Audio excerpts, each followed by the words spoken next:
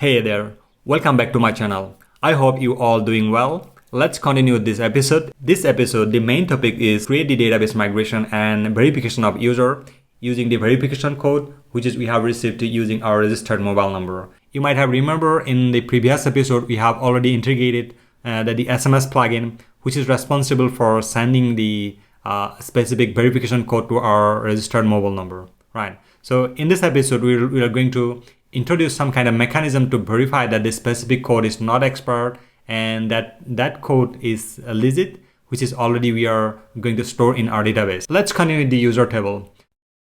As you can see here in the user table, we have a minimal data, right? Which is we have added accordingly our sign up information, right?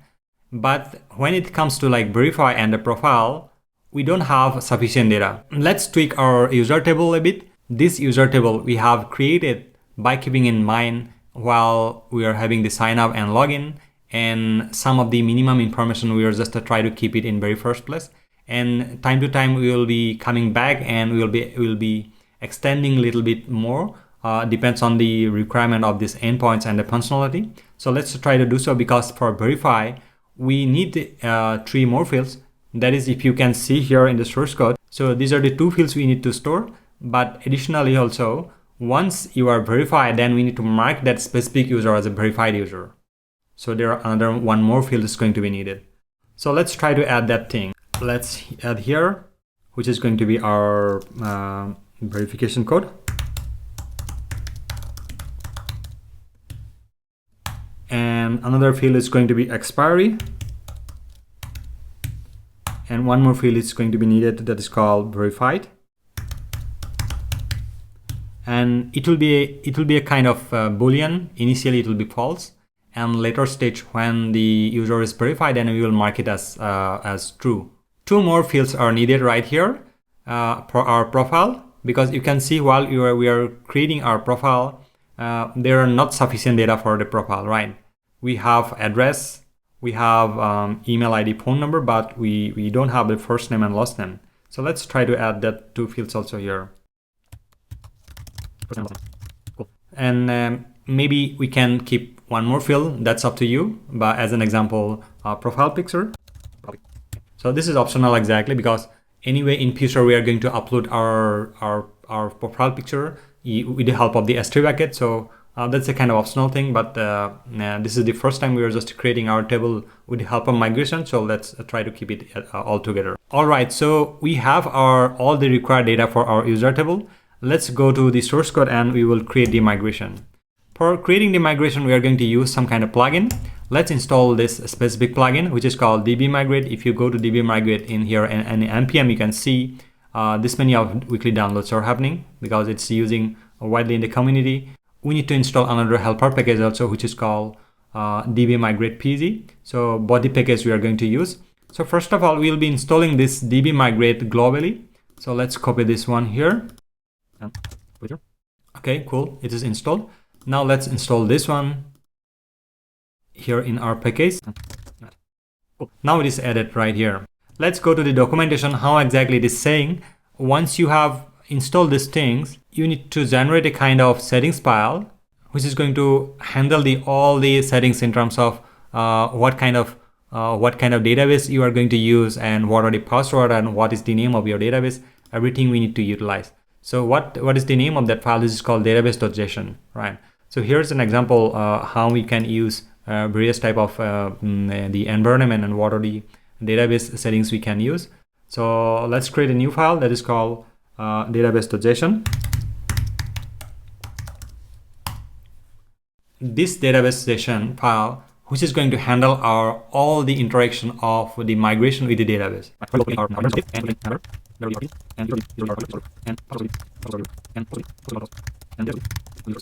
So that specific settings we are just to try to copy it from here, because this is the same settings we are going to use, right? So we no need to mention the port number, but if you wish to know about how this database.json settings file is working, you can go ahead here in this DB migration official website and you can check it out by visiting this configuration section.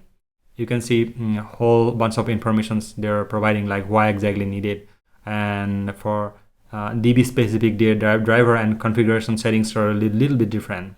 Okay, so you can follow this whole documentation. Here in this makefile, we are going to add a couple of more commands, which is going to help us to run our migration.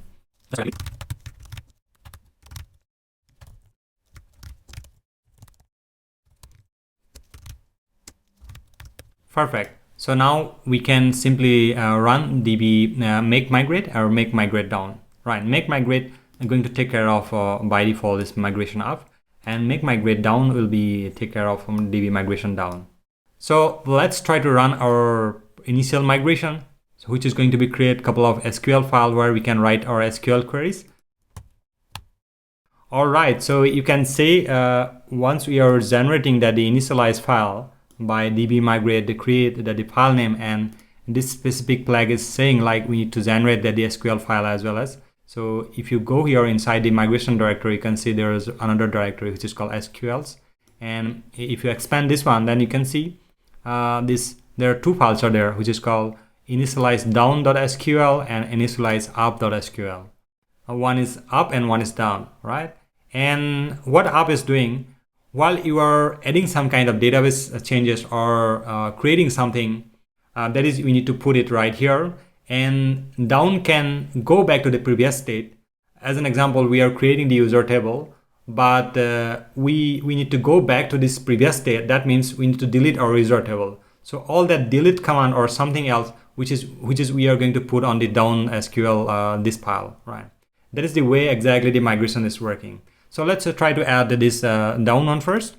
Here, we're going to add drop table first. And initialize one, we are going to add it here, which is we have already added in the user table.sql. Let's try to copy whole query from here and put it here. Here we are going to use this specific query, but you can see these are the fields which we have added in the previous episode. So in here, today we have added a couple of more fields that is we need to add in that migration file. Let's try to add it quickly.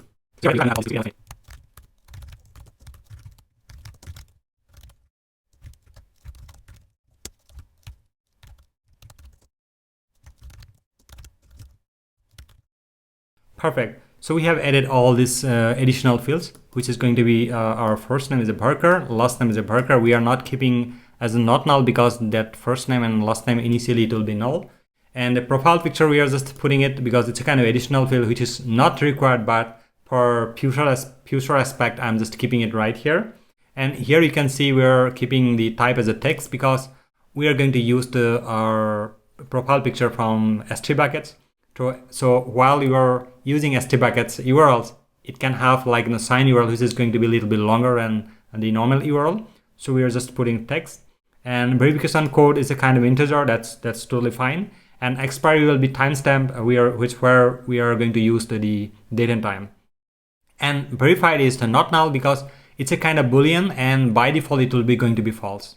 So these are the attributes which need to be have in our user table, which is we are going to use as a kind of initial the migration file. All right. So another thing we are going to add it because this email field we are marking as a kind of unique field. Let's try to make it here.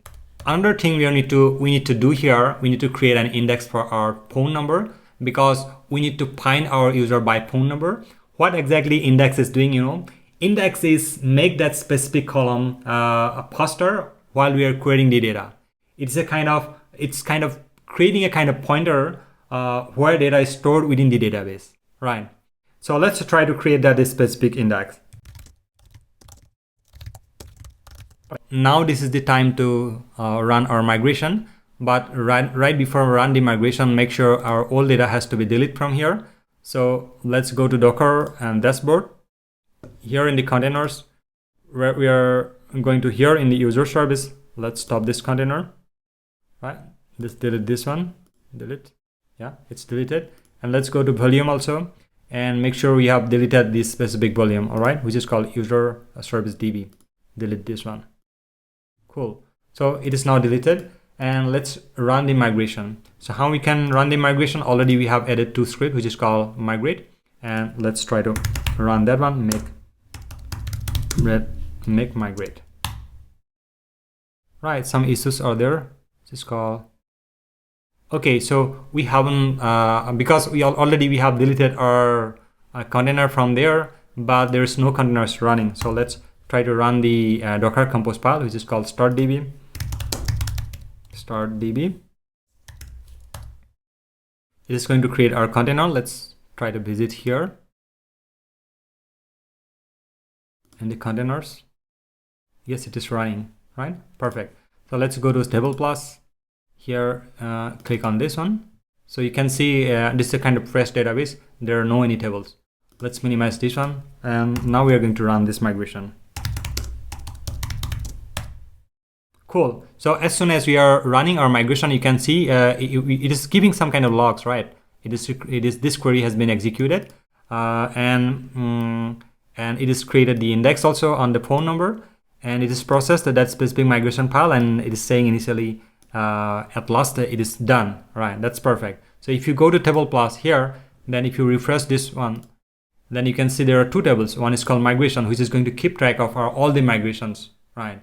And just to make sure, like as soon as we are running the migration, the old migration will not run once again because it's already it's ran on the database, right? Stored. All the changes has been taken place. So right now, if you can see the user, all the fields are there, right? If you go to structure, you can see this is our the system index, which is provided by our database, which is called primary key. All right. The second index we have just created, that is called phone number, and this is not unique. And the email, we have created another one, which is a kind of unique, because we need to determine that the specific user is not repeated if it is already exists, right? The same email ID you cannot use for create another user. So that's in the database level, we have just added this one.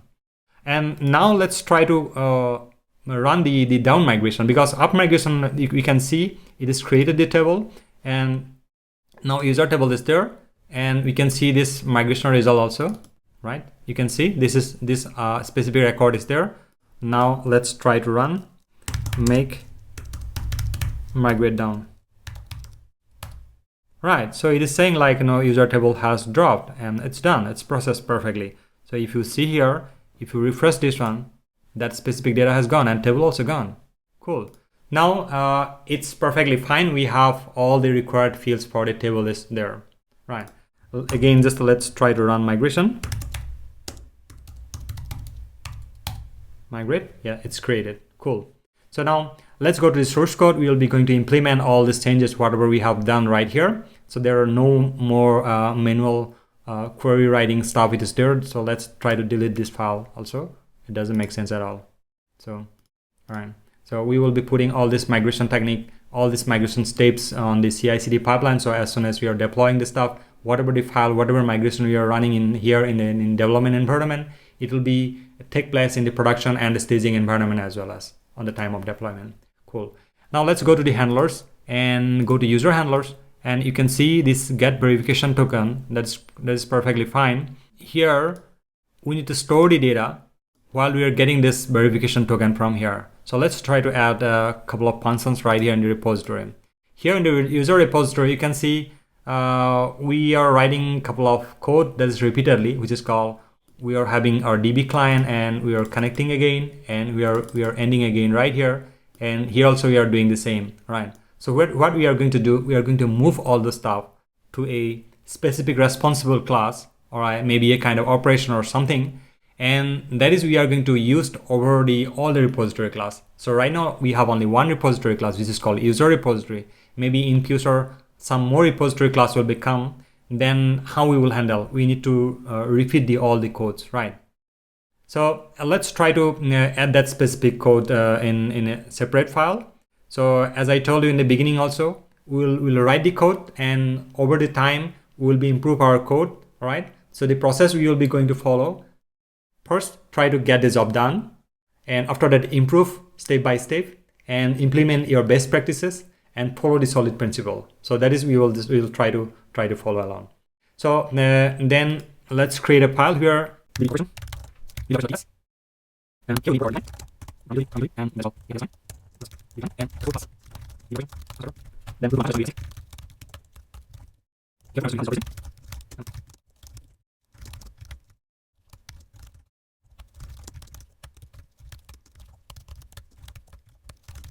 What we are doing here in the DB operation, where we have added one function that is called execute query.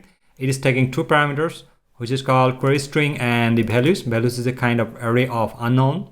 And here we are just creating our client. We are connecting our client. We are executing query. We are ending our client here, and we are returning the result, right? Which is exactly doing here the same thing, right? So in order to execute the same function, what we are going to do here, let's extend this one. Base operation or DB operation. DB operation. Perfect. So now we need to call this super, right? And instead of this one, what we are going to do, we are going to remove all the stuff from here. We are going to remove this one also here. This one also here. This execute query will be simply passing the query string, and this is going to be await query string and values. Perfect. So this client, we no need to end it here. The similar way we are going to do it here as well as. Now you can see it is pretty lean, right? So it is no more dirty codes are there. So let's try to add one more function that is called, which is called update verification code. So it is going to be similar just like the create account function, right? Just try to add it here, and let's try to rename it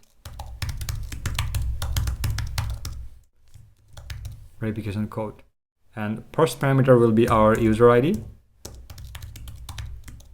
User ID.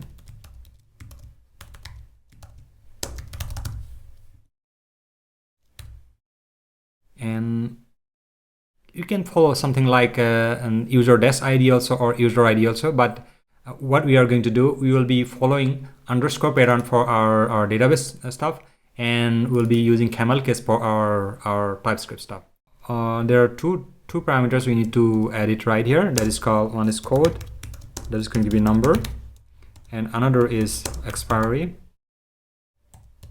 that is going to be the date. So here in the query string, we'll be putting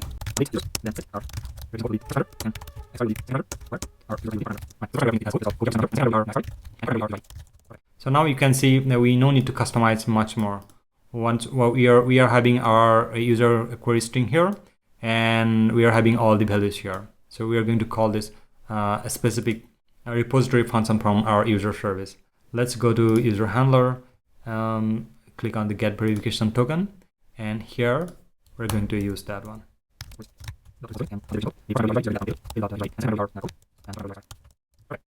Now we have added our verification code here. Let's try to print it out, our code.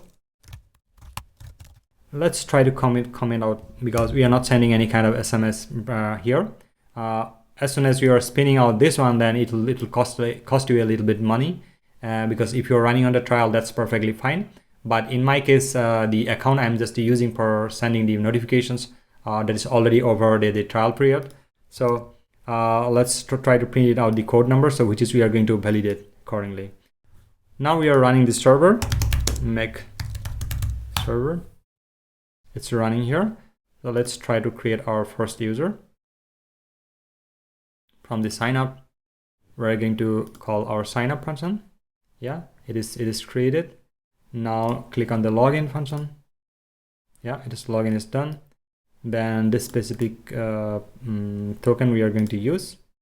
So for verify here, what we are going to do, we are not going to add the bearer token here.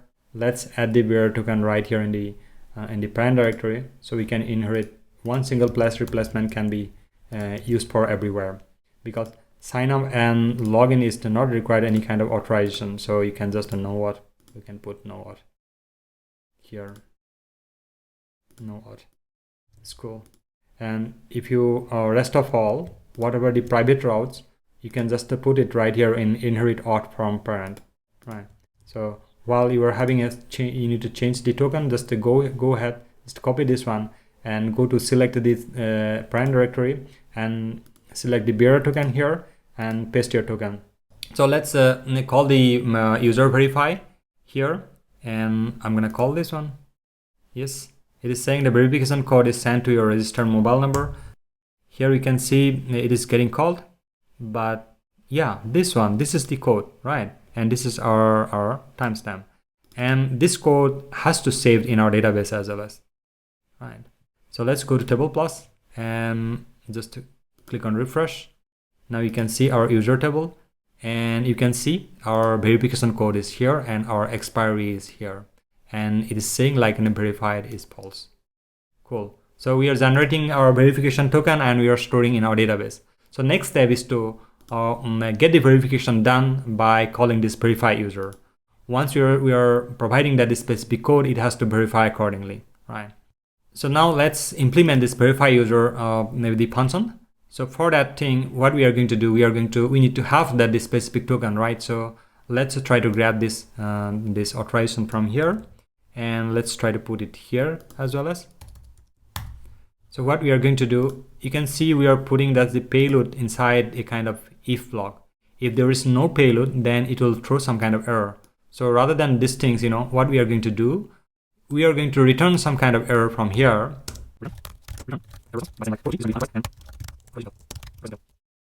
And we can simply send this one here. So now, okay, cool. If not, right. So what we need to do, we need to check like if the payload is not, if payload is false, then just return this one from here. So only it will going to be execute this piece of code if the payload is true. That means if it has user model, if it is verified, then only it's going to be execute this whole code. Otherwise it will return from here. The same mechanism we are going to use right here as well as right after this. So it's perfectly fine. Now, second thing we need to do, we need to collect this input, because this verify user is a kind of post call, right? You can see this is a kind of post call. It can have some kind of data, right? Where we will be sending the OTP, like the specific SMS, which is we have received, that is we need to send it out. So go to here. Usually I'm not copy pasting code, but just to save the time, just I'm showing up because already we wrote this whole code right here. So why we need to type it again and again? So here, this is perfectly fine. So we have input, but this is not login input. Let's try to create something else which is going to be handled for our verification purpose. So let's try to create some kind of the DTO file here inside this model directory. Go to models and go to DTO. So already we have login and sign up. Let's try to create one kind of another file, which is where we will put this kind of a small DTO files by name as an example update input .ts, where specifically we will put it the update stuff in terms of right now we have the verification input as an example.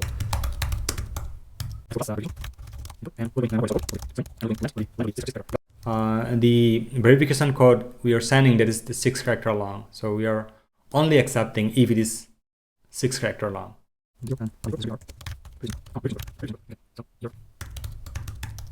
Verification input will be go here, and we will check here.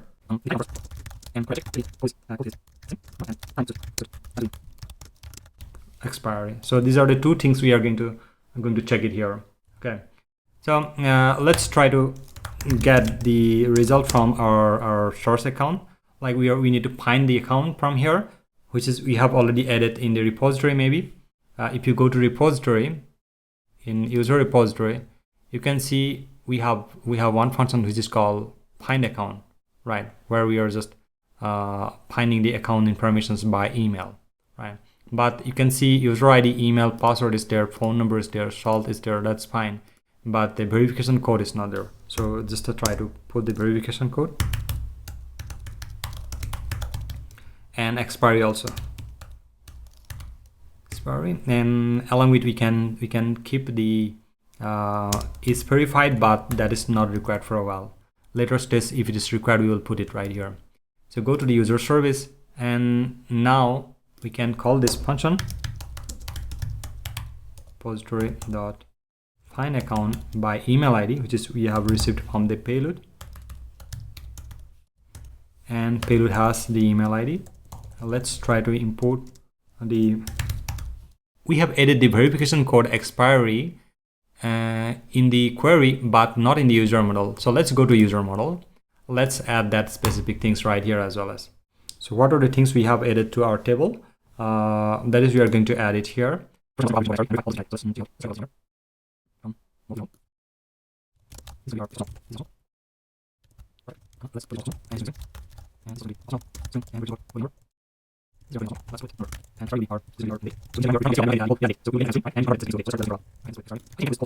Cool. So all these things are there. Let's go to user service here and try to get the verification code and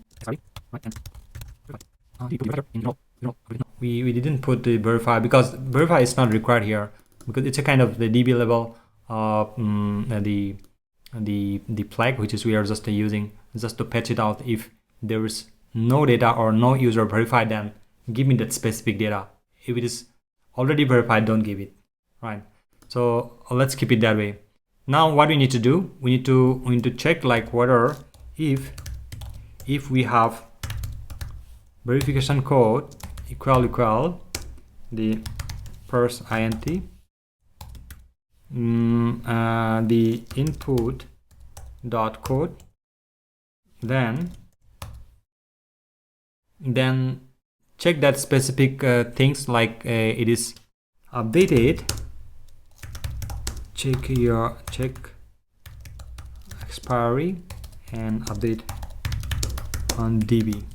Else here we can put it as an example, user verified. Right, you can put a kind of message which is called user verified. Now only the thing is needed, that code is same, this condition is covered. Only thing is we need to check the expiry. How we can check the expiry? First of all, let's try to create a time that is called current time. Then we need to find out the time difference, right? Whatever the time difference we have right now here in expiry and the current time, that is we need to calculate if the specific time is difference is it's greater than 0, then we can say like yeah it is not expired, right? Still we have some time. But if it is not greater than 0, then we can just put it like your verification code is expired, right? So that is what we need to do. For that thing, we are not going to put all the code in this user service, right? So that's why we have already created one directory which is called utility directory, where we will create a file which is called datehelper.ts, right? So for here in the date helper, we need to install some kind of library which is going to take care of our the date comparison and all those things. So in that case, we are going to use the Nodejs, which it's a kind of very wonderful library, and it's up to you. You can go with the Moment.js also or Nodejs also, but for our this tutorial we are going to use the Nodejs. Let's add the Nodejs package. Let me add the code quickly, and then I will explain it like what we did here.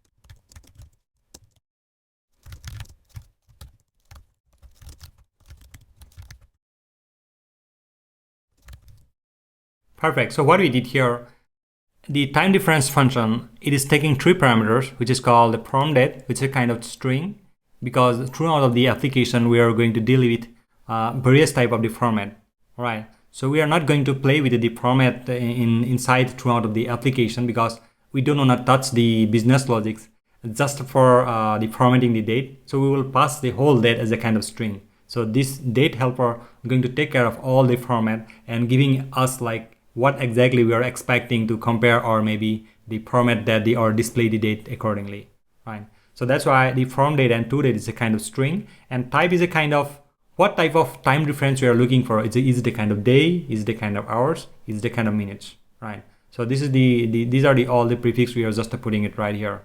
And the Nodejs has a kind of function which is called a difference, right? That difference, you can see if you hover, then it is saying like first going to be a date. It's a kind of string or number or date, right?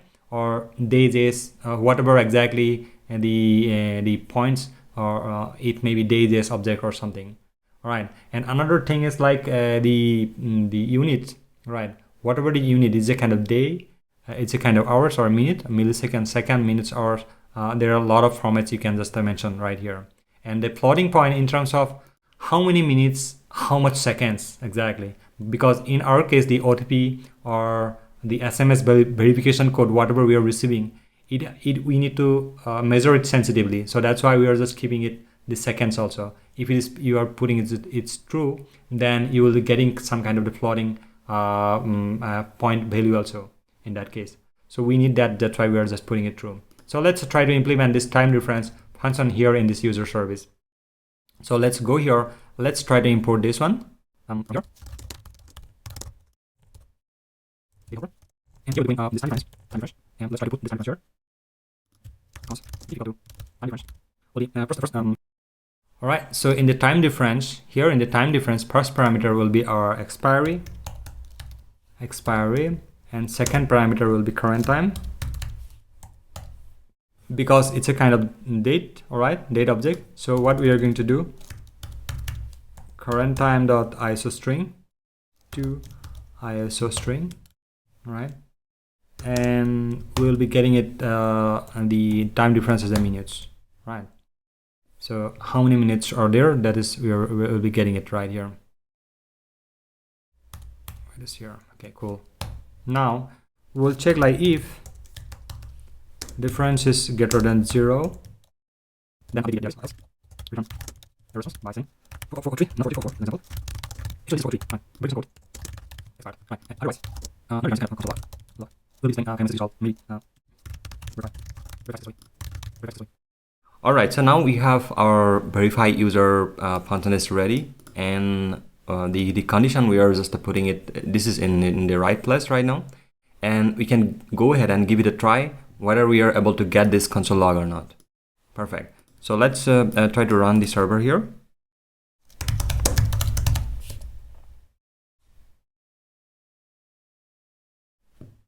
Okay, let's go to Postman and user code.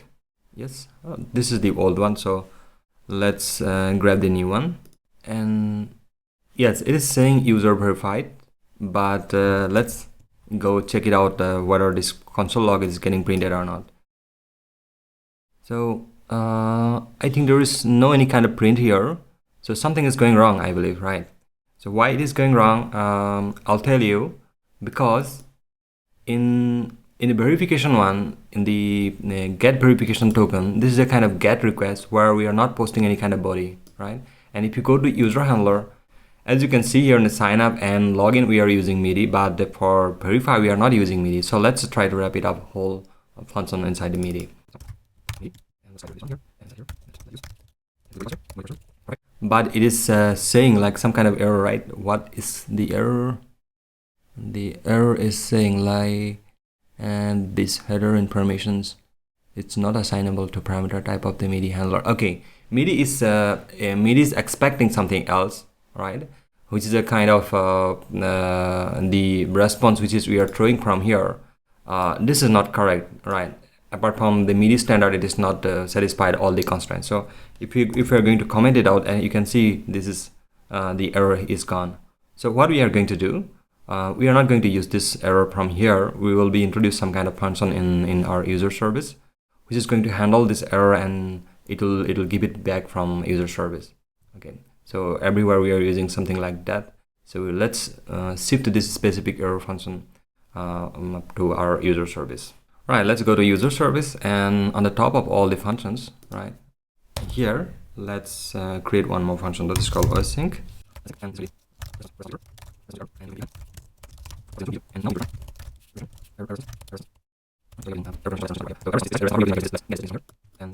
So now we are handling this one here. Instead of this error response, we will simply return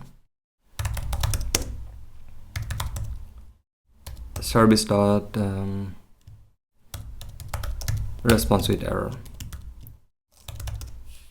So we are simply passing the event also, because in some cases we need to log this error, so that's why maybe this event is going to be used in further use cases. So let's try to keep it like that way. So yeah, now we can see this error has gone, right? And the same thing we are going to use for other functions also in together.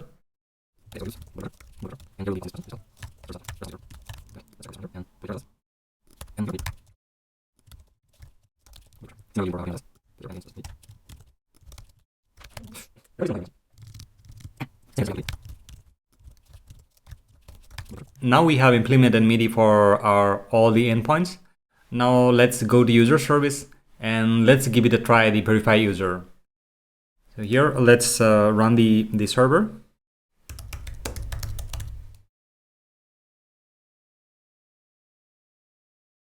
Perfect.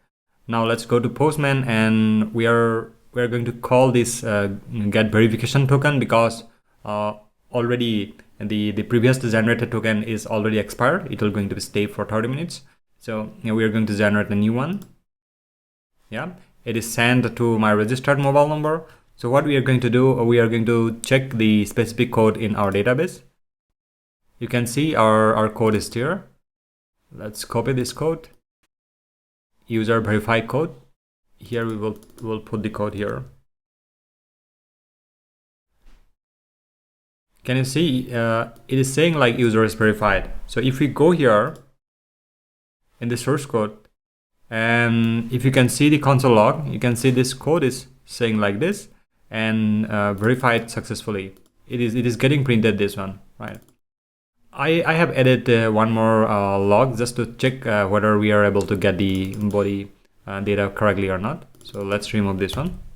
So right now everything is well, everything is going good. And if you're putting the specific code correctly, then it will get validate, depends on the expiry time. Because if you can see this difference, how much time it is right now, it's giving difference. Let's try to put right, so let's give it a try once more from Postman. If we're going to call this one. All right, so you can see right now it is displaying the time difference is 28 minutes. That's perfectly fine. So if the time difference is greater than 0, then we will update the user by saying the user is verified successfully. So let's add the specific piece of code in the user repository. Go to user repository. Here in the user repository, let's go below this function, update verification code. We are going to add one more function that is similar, just like the update verification code. And here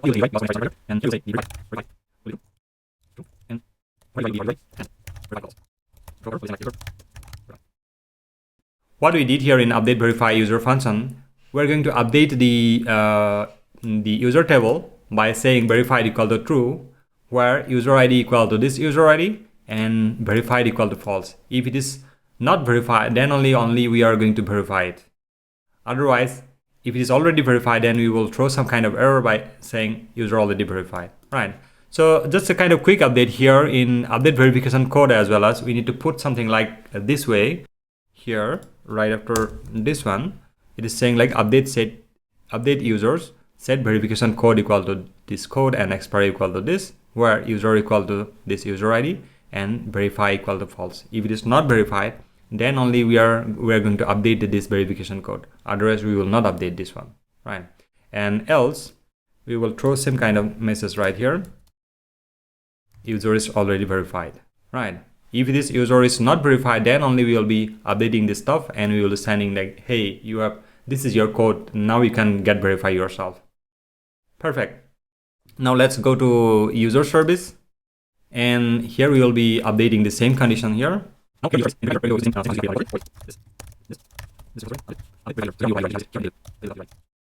So now let's give it a try. We're going to generate once again this verification code generated. Let's grab it from here. Okay, this is our new verification code, and we're going to use it here, user verify code. Here, let's add it right here, and yes, it says user is verified. Now if you are going to call it, then it says, yeah, user already verified, right? So because it's been verified, there is a second time you cannot do the same. And if you go to the user get the verification code, if you request a new code, then it will show the same error because user is already verified. And if you go to table plus, and you can see here, right, you can see this verify is true, right? So this is how we need to verify the user. So you can see whole function is done here. In the next episode, we are going to tackle it, the user address and all, because if you can see this diagram, right, we have tweaked our user table, right, and we have added our migrations. In the next episode, we are going to handle the user address and user payment, and we are going to create this shopping cart as well as, right. I hope you like this video tutorial. If you really like this video tutorial, give me a thumbs up. And if you haven't subscribed my channel, subscribe it right now, because there are a lot of useful content. I'm gonna put it right away. All right, then see you in the next episode. Thank you.